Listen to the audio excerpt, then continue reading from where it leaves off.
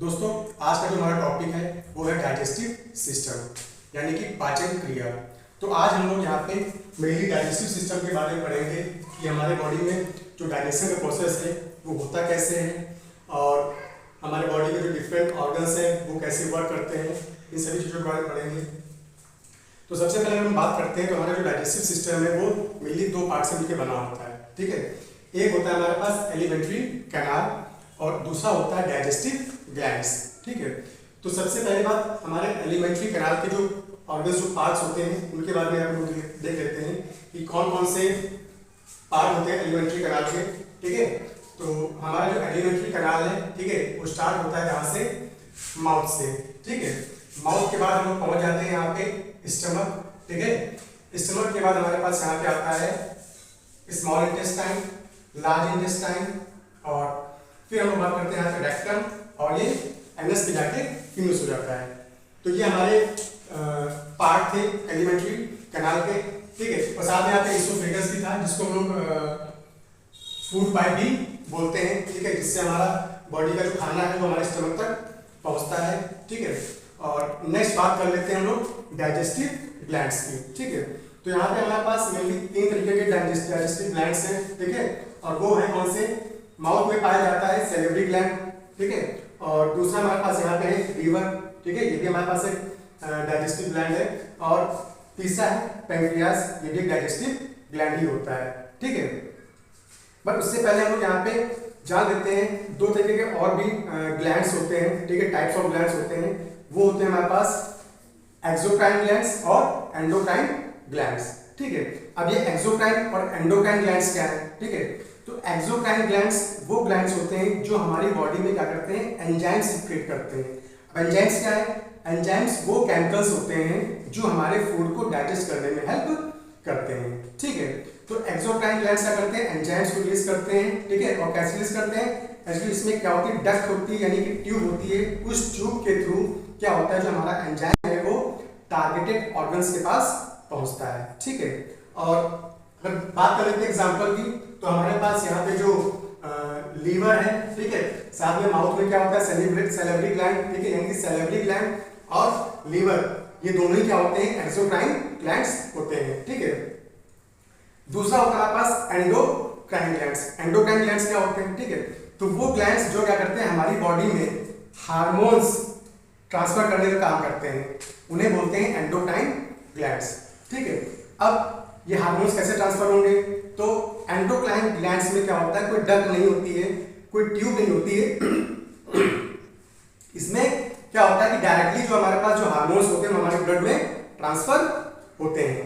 ठीक है, और अगर एग्जांपल की बात कर लेते हैं एंडोक्राइन ग्लैंड्स की, तो हमारे पास थायराइड ग्लैंड की बात कर लें या फिर पिट्यूटरी ग्लैंड की बात कर लें। ठीक है, तो ये हमारे पास एंडोक्राइन ग्लैंड्स होते हैं। ठीक है, और मैंने तीसरा ग्लैंड यहाँ पे बताया था पैंक्रियास। ठीक है, पैंक्रियास जो होता है, ठीक है, वो किस टाइप की ग्लैंड है। ठीक है, तो पैंक्रियास जो हमारे पास है यहाँ पे क्या है, मिक्स ग्लैंड है। ठीक है, अब ये मिक्स ग्लैंड का मतलब क्या है, यानी कि ये इसमें क्या होती है, एक्सोक्राइन सेल्स भी होती हैं और एंडोक्राइन सेल्स भी होती हैं। ठीक है, तो एक्सोक्राइन सेल्स जो होती हैं, ठीक है, तो एक्सोक्राइन का मतलब ये होता है कि वो एंजाइम्स रिलीज कर रही है। तो पैंक्रियास में जो एक्सोक्राइन सेल्स हैं वो कौन से एंजाइम्स रिलीज करती हैं। ठीक है, फॉर एग्जांपल यहाँ पे अमाइलेज और लाइपेज नाम के दो एंजाइम्स हैं। ठीक है, इसके अलावा भी बहुत सारे होते हैं। ठीक है, पर यहाँ पे हम दो देखते हैं, अमाइलेज और लाइपेज नाम के एंजाइम्स रिलीज होते हैं कहाँ से, एक्सोक्राइन सेल से, पैंक्रियास की। ठीक है, और दूसरा ही बना होता है किससे, एंडोक्राइन ग्लैंड से। ठीक है, तो एंडोक्राइन सेल्स क्या होती हैं, एंडोक्राइन सेल्स क्या करती हैं कि हार्मोन्स रिलीज करती हैं। ठीक है, तो पैंक्रियास में जो एंडोक्राइन सेल्स हैं कौन से हार्मोन्स रिलीज करेंगी, तो इंसुलिन और ग्लूकागोन नाम के दो हार्मोन्स होते हैं जो हमारी एंडोक्राइन सेल्स यहाँ पे रिलीज करती हैं। ठीक है, अच्छा, इसमें से काम क्या होता है, हमारी बॉडी में शुगर को कंट्रोल करने का जो काम है वो कौन करता है, यहाँ पे इंसुलिन करता है। ठीक है, तो यहाँ पे हमारे पास पैंक्रियास की बात हो गई। ठीक है, और यहाँ पे भी हमने दो ग्लैंड्स और देखी थी, सैलिवरी ग्लैंड्स जो कि माउथ में होती है और लीवर। ठीक है, तो सैलिवरी ग्लैंड के बारे में अभी हम लोग पढ़ेंगे जब जो प्रोसेस स्टार्ट करेंगे डाइजेशन का। ठीक है, वहां पे पढ़ लेंगे। फिलहाल अभी हम लोग देख लेते हैं कि जो लीवर होता है, ठीक है, लीवर लीवर के बारे में देखते हैं कि लीवर क्या है। तो लीवर मैंने ऑलरेडी पहले बताया होता क्या था, ये लीवर जो है हमारे पास है एक एक्सोक्राइन ग्लैंड है, ठीक है। और क्या है कि ये सबसे लार्जेस्ट ग्लैंड है, ठीक है। या फिर बात करते हैं कि हमारे पास बॉडी का लार्जेस्ट इंटरनल ऑर्गन है। इंटरनल का मतलब क्या, बॉडी के अंदर का सबसे लार्जेस्ट ऑर्गन होता है, ठीक है। इसके अलावा हमारे पास बॉडी में अगर पूछा जाए कि हमारी बॉडी का सबसे बड़ा और एक्सटर्नल ऑर्गन कौन सा है, तो एक्सटर्नल ऑर्गन होता है हमारे पास स्किन, ठीक है। तो स्किन सबसे बड़ा ऑर्गन है हमारी बॉडी में, एक्सटर्नल ऑर्गन की बात करें। और इंटरनल में तो लीवर हमारे पास है ही है। भाई लीवर का काम क्या है, ठीक है। तो लीवर क्या करता है, ठीक है, फैट्स को तोड़ने का काम करता है, ठीक है। ये लीवर है, ठीक है, फैट्स को तोड़ने का काम करता है, यानी कि इमल्सिफिकेशन ऑफ फैट्स, ठीक है, वसा को तोड़ने का काम करता है। कैसे करता है, एक्चुअली लीवर क्या होता है, लीवर जो होते हैं हमारे पास बाइल जूसेस रिलीज करते हैं, ठीक है। ये बाइल जूसेस क्या होते हैं, ये जो बाइल जूसेस होते हैं ये कुछ डाइजेस्टिव एंजाइम्स हैं, ठीक है। लीवर क्या करता है, बाइल जूसेस सीक्रेट करके यहाँ पे यहाँ पे गॉल ब्लैडर है, ठीक है। इस गॉल ब्लैडर में जाके बाइल जूस क्या होता है, स्टोर होता रहता है, ठीक है। और टाइम आने पे, ठीक है, जब हम लोग फूड खाते हैं, कुछ फैटी फूड खा लिया, ठीक है, कुछ ऑयली फूड खा लिया, तो ये जो बाइल जूस है हमारे डाइजेस्टिव सिस्टम में जाकर के उसको डाइजेस्ट करने का काम करता है, ठीक है। यानी गॉल ब्लैडर, ठीक है, जिसको हम हिंदी में पित्ताशय की थैली बोलते हैं, ठीक है, वहां पे बाइल जूस स्टोर होता है। और टाइम टू टाइम जब भी जरूरत पड़ती है, हैवी फूड लोग खाते हैं, वहां पे इसको ये डाइजेस्ट करने का काम करेगा, ठीक है। गॉल ब्लैडर की बात आई है तो यहाँ पे एक चीज और देख लेते हैं, ठीक है। हम लोग की बॉडी में स्टोन्स होते हैं, ठीक है, स्टोन्स। अब स्टोन्स बॉडी में दो जगह बनते हैं, एक होता है किडनी और एक होता है हमारे पास गॉल ब्लैडर, ठीक है। तो एक्चुअली क्या होता है, जो किडनी में जो स्टोन्स होते हैं, ठीक है, वो ज्यादा प्रॉब्लम क्रिएट नहीं करते हैं, ठीक है।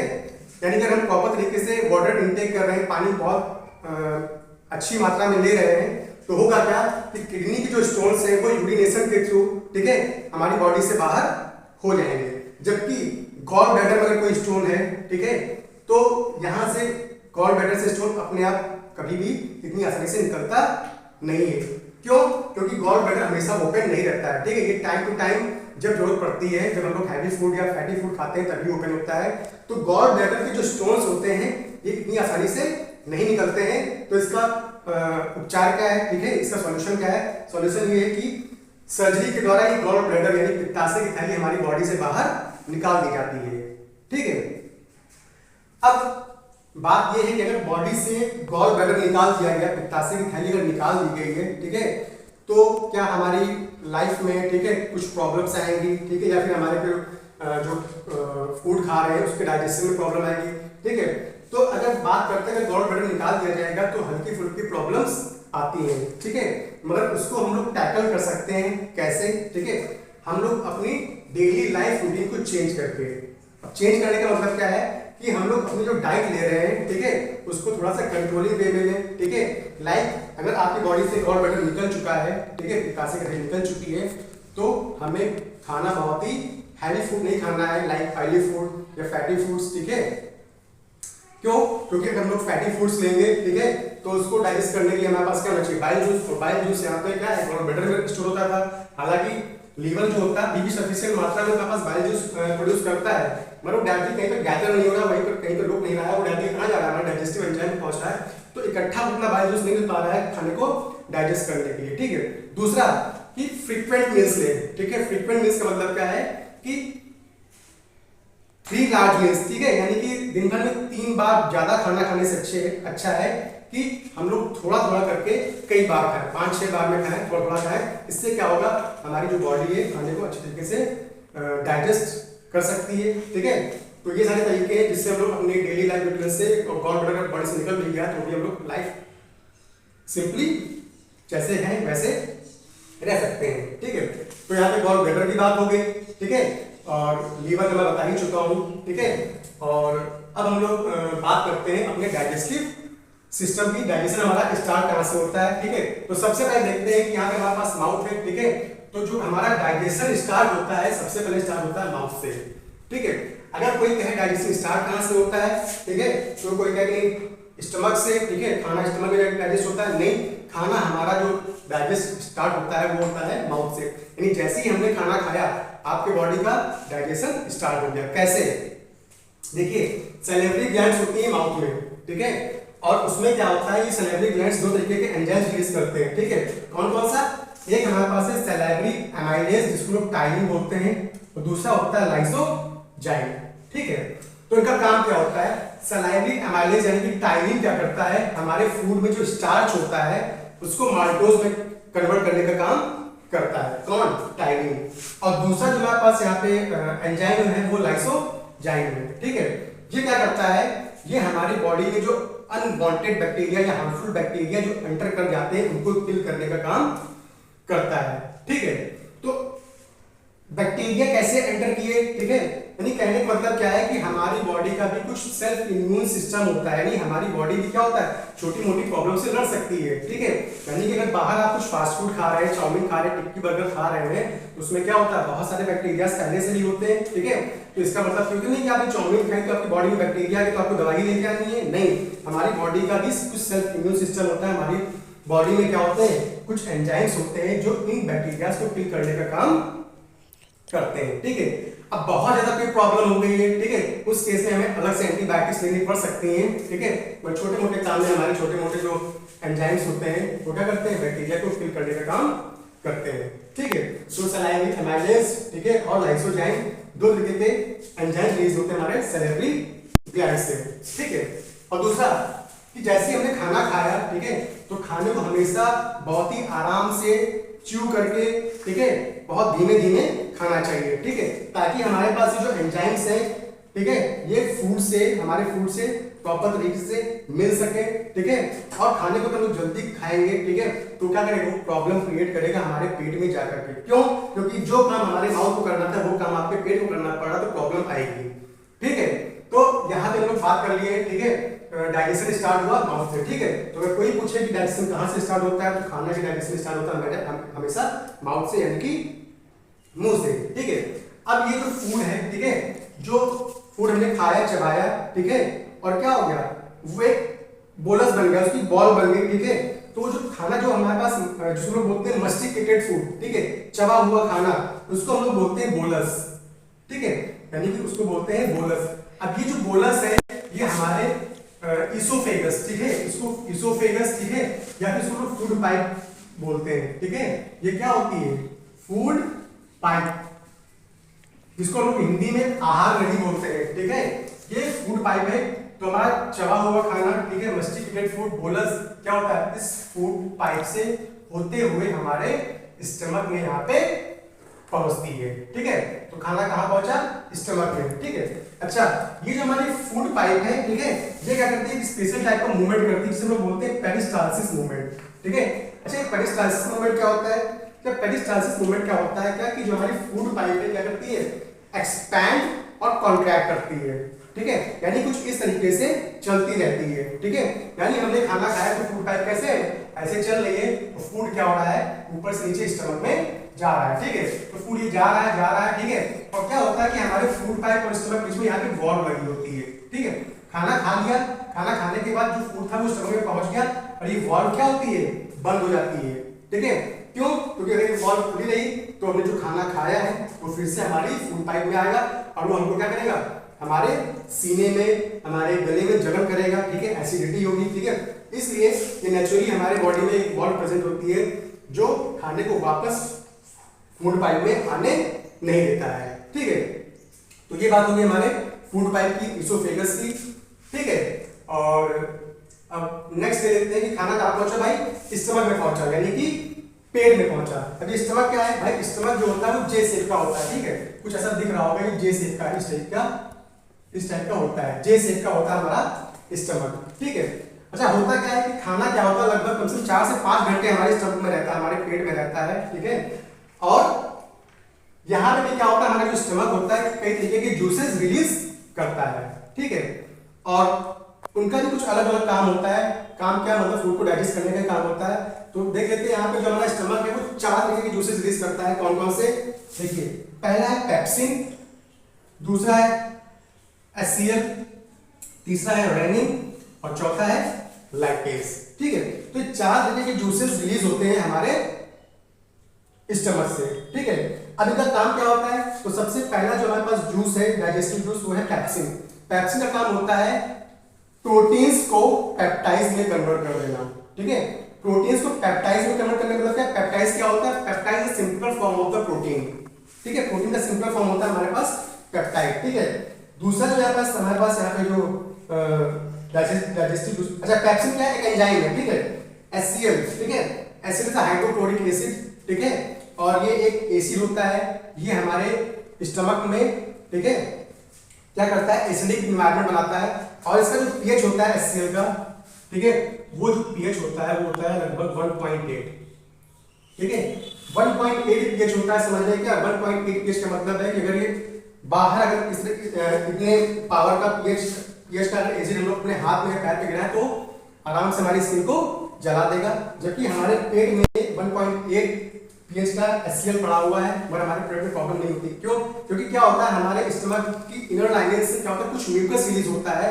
वो जो म्यूकस होता है हमारे HCl से हमको प्रोटेक्ट करता है। ठीक है, नेक्स्ट जो हमारे पास यहाँ पे डाइजेस्टिव जूस है वो है रेनिन। रेनिन एक एंजाइम है। ठीक है, यानी कि एक डाइजेस्टिव केमिकल सब्सटेंस है। ठीक है, ये क्या करता है? इसका काम होता है मिल्क प्रोटीन को तोड़ने का। ठीक है, यानी कि हम जब दूध पीते हैं, ठीक है, तो दूध को डाइजेस्ट करने का काम कौन करता है? रेनिन। ठीक है, यानी कि हमारे पास लाइक कैसाइन और लैक्टोज नाम के जो प्रोटीन्स होते हैं, ठीक है, प्रोटीन उसको क्या करता है? डाइजेस्ट करने का काम करता है रेनिन। ठीक है, और लास्ट में लैक्टेज। ठीक है, लैक्टेज भी एक तरीके का क्या है? डाइजेस्टिव एंजाइम है, जो क्या करता है? फैट्स को फैटी एसिड्स में कन्वर्ट करने का काम करता है। ठीक है, तो भाई खाना हमारा पहुंच गया कहां से? फूड पाइप से स्टमक से 4-5 घंटे रुका, डाइजेस्ट हुआ। तो एक तरीके से देखा जाए तो प्रॉपर तरीके से डाइजेशन लगभग यहाँ पे स्टमक में हो चुका होता है। ठीक है, अब फूड डाइजेस्ट होने के बाद पहुंचता कहां पे? डाइजेस्ट होने का पहुंचता तो यहाँ पे बीच में दिख रहा है यहाँ पे स्मॉल इंटेस्टाइन। ठीक है, जिसको हम लोग बोलते हैं छोटी आंत। ठीक है, अच्छा नाम इसका स्मॉल इंटेस्टाइन है, बड़ी लंबाई में स्मॉल नहीं होती है। ठीक है, तो स्मॉल बोलते क्यों है? क्योंकि पतली होती है। ठीक है, जबकि इसकी जो लेंथ होती है वो 6 to लगभग 7.5 मीटर के आसपास होती है। ठीक है, स्मॉल इसलिए बोलते हैं क्योंकि ये पतली होती है। ठीक है, ठीक है, खाना 4-5 घंटा रुकने के बाद हमारा कहाँ पहुंचा? स्मॉल इंटेस्टाइन में। तो सारा जो काम होता है एब्जॉर्प्शन का, ठीक है, खाना हमारा जो खाया है, ठीक है, उसमें से जो बेनिफिशियल न्यूट्रिएंट्स हैं, ठीक है, वो न्यूट्रिएंट्स क्या होते हैं? हमारे स्मॉल इंटेस्टाइन में आके यहाँ पे एब्जॉर्ब होते हैं। ठीक है, कैसे होते हैं? एक्चुअली हमारे जो स्मॉल इंटेस्टाइन होते हैं यहाँ पे small hair like productions like, ठीक, जब हम विलाई बोलते हैं, उन विलाई के थ्रू क्या होता है कि जो हमारे न्यूट्रिएंट्स होते हैं वो हमारे स्टमक में एब्जॉर्ब होते हैं। ठीक है, और कहाँ पहुंचते हैं? हमारे ब्लड स्ट्रीम के थ्रू। हमारे ब्लड में क्या होते हैं? न्यूट्रिएंट्स क्या होते हैं? मिक्स होते हैं और पूरी बॉडी में ट्रांसफर होते हैं। ठीक है, तो मेनली जो फूड हमने खाया और उसमें जो न्यूट्रिएंट्स का एब्जॉर्प्शन होने का काम है वो कहाँ पे होता है? स्मॉल इंटेस्टाइन में होता है। ठीक है, तो प्रॉपर तरीके से फूड डाइजेस्ट हो चुका था, स्मॉल इंटेस्टाइन में न्यूट्रिएंट्स एब्जॉर्ब हो चुके हैं। ठीक है, अब क्या होगा? खाना पहुंचेगा हमारे पास लार्ज इंटेस्टाइन में। ठीक है, खाना क्या कहेंगे? उसको लोग अनडाइजेस्टेड फूड ही कहेंगे। ठीक है, क्योंकि जो डाइजेस्टेड और यूजफुल न्यूट्रिएंट्स होते हैं स्मॉल इंटेस्टाइन में क्या हो चुके हैं? एब्जॉर्ब हो चुके हैं। खाना कहाँ पहुंचा? ठीक है, अनडाइजेस्टेड फूड कहाँ पहुंचा? लार्ज इंटेस्टाइन में। ठीक है, यहाँ क्या होता है? अच्छा लार्ज इंटेस्टाइन देखो नाम है लार्ज, यानी कि बड़ी आंत। ठीक है, मगर एक्चुअली में बड़ी नहीं होती है। बड़ी इसलिए उसको बोलते हैं क्योंकि ये क्या होती है? मोटी होती है। देखो ये स्मॉल इंटेस्टाइन के कंपैरिजन में क्या है? काफी मोटी है। ठीक है, हालांकि इसकी जो लेंथ होती है लगभग 1.5 मीटर होती है। ठीक है, 1.5 मीटर। ठीक है, जबकि स्मॉल इंटेस्टाइन तो इससे बड़ी थी 6 to 7.5 मीटर। ठीक है, तो लार्ज इंटेस्टाइन में जब अनडाइजेस्टेड फूड पहुंचता है तो यहाँ पे यार कुछ नहीं होता है। यहाँ पे हमारी बॉडी में जो वाटर और मिनरल्स होते हैं वो यहाँ पे जाके एब्जॉर्ब होते हैं। ठीक है, तो ठीक भाई, यहाँ पे मिनरल्स और वाटर का एब्जॉर्प्शन हो गया, ज्यादा कुछ काम नहीं है लार्ज इंटेस्टाइन का। ठीक है, और अनडाइजेस्टेड फूड, ठीक है, यानी कि वेस्ट फूड, ठीक है, कहाँ पहुंचा? हमारे रेक्टम में पहुंचा। ठीक है, खाना खाया, डाइजेस्ट हुआ, रेक्टम में पहुंचा, फिर खाया, फिर डाइजेस्ट हुआ, फिर रेक्टम में पहुंचा। पहुंचते पहुंचते क्या हो गया? रेक्टम भर गया। ठीक है, अनडाइजेस्टेड फूड से रेक्टम भर गया। जब ये रेक्टम पूरी तरीके से फुल हो जाता है तो क्या होता है? ये हमारे एनस के थ्रू हमारी बॉडी से बाहर निकल आता है। रेक्टम फुल होने के बाद क्या होता है? अनडाइजेस्टेड फूड हमारी बॉडी से बाहर निकल आता है। ठीक है, तो इस तरीके से हमने देखा क्या हमारा जो बॉडी का डाइजेशन था वो माउथ से स्टार्ट हुआ और स्टमक में आके सारी चीजें डाइजेस्ट हो गई और स्मॉल इंटेस्टाइन में न्यूट्रिएंट्स अब्सॉर्ब हुए और वेस्ट जो फूड था, अनडाइजेस्टेड चीज़ें, वो बॉडी से बाहर निकाल दी गई। ठीक है, तो दोस्तों आशा करता हूँ कि आपको ये वीडियो पसंद आई होगी। तो दोस्तों अगर वीडियो पसंद आई है तो वीडियो को लाइक कर दें, चैनल को सब्सक्राइब कर दें और अपने फ्रेंड्स और फैमिली में वीडियो को ज़्यादा से ज़्यादा शेयर करें। तो दोस्तों अगली बार एक बार फिर से मिलेंगे एक नए टॉपिक, एक नए वीडियो के साथ में। तब तक के लिए